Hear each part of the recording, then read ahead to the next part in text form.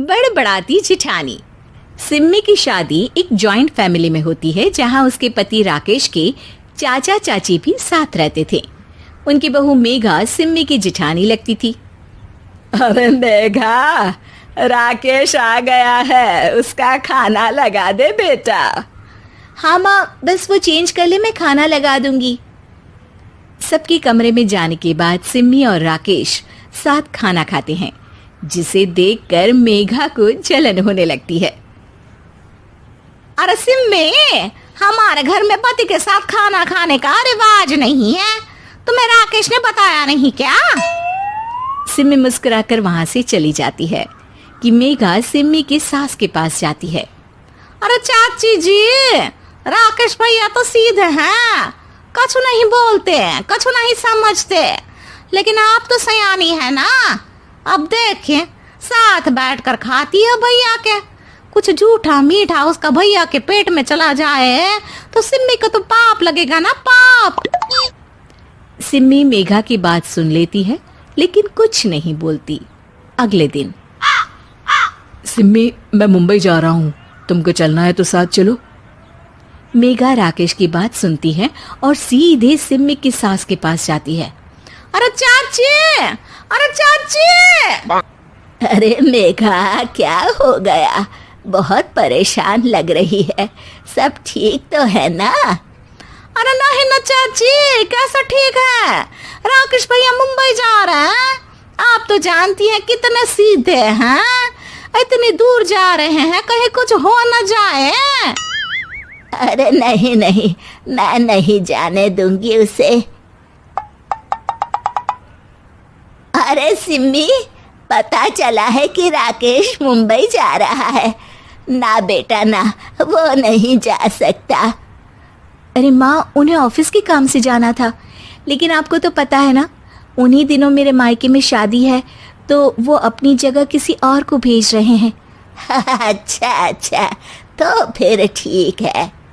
सिम्मी समझ जाती है कि मेघा ने सास के कान भरे हैं। वो सास से कहती है, माँ जी, लेकिन हम दोनों कुछ दिनों के लिए मसूरी जा रहे हैं। आप तो जानती ही हैं कि शादी के बाद हम कहीं नहीं गए। अच्छा अच्छा, ठीक है, जाओ घुमाओ। सास वहां से चली जाती है। सिम्मी अपने कमरे में कपड़े पैक कर रही होती है कि तभी मेघा आ जाती है।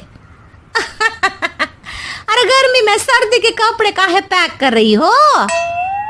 सिम्मी को मेघा पर नाराजगी तो होती है, लेकिन फिर भी वो कुछ नहीं बोलती। दरअसल मैं और राकेश हनीमून के लिए मसूरी जा रहे हैं ना। का हनीमून? हाँ हाँ, हनीमून। क्यों? हनीमून के लिए तो पति पत्नी ही जाते हैं ना, तो मैं और राकेश जा रहे हैं। मेघा भागकर सिम्मी की सास के पास जाती है। अरे चाची, सच में तुम लोगों जितना सीधा परिवार तो मैंने देखा ही नहीं है। अरे अकेले भेजोगे दोनों को? मैं और सुरेश तो कभी अकेले नहीं गए। हाँ भाई, हम तो परिवार में ही अच्छे, बड़ों के बीच, ऊपर से खर्चे है भगवान।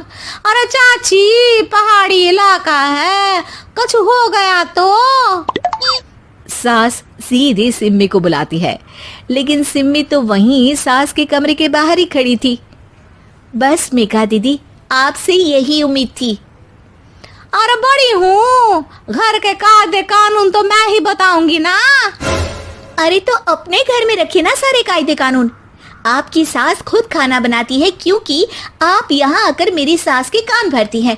आपका पति हमेशा खुद खाना लेकर खाते हैं, क्योंकि आप मेरे घर में ये देखने के लिए बैठी रहती हैं कि मैंने और राकेश ने साथ खाना खाया तो खाया कैसे। मेघा दीदी, आप अपने घर और घर वालों का ख्याल रखिए, मेरे घर में ज्यादा घुसने की जरूरत नहीं है। और हाँ, मैं अपने सास और पति को संभाल लूंगी। मेघा चिल्लाती हुई वहां से चली जाती है, जिसकी आवाज सुनकर राकेश वहां आ जाता है। सिम्मी, मैंने तो तुम्हें पहले ही अपने घर का माहौल बता दिया था। हाँ राकेश, तुम्हारे घर का माहौल बहुत अच्छा है, लेकिन बाहर से कुछ लोग आकर इसे खराब करना चाहते हैं, जो मैं नहीं होने दूंगी। सास सिम्मी की बात सुनकर कमरे में चली जाती है। सिमी और राकेश घूमने जाते हैं और जब वापस आते हैं तो दरवाजे में मेघा और उसके पति खड़े होते हैं, वो भी सामान लेकर। अब छोटे मर्यादा तोड़कर घूम रहे हैं तो हम काहे नहीं। अरे भाभी, तो आपको किसने मना किया है? वैसे भी 4 दिन की जिंदगी है, दूसरों के घर में ताक झाक करके बिताने से अच्छा हो मौज करके ही बिताओ।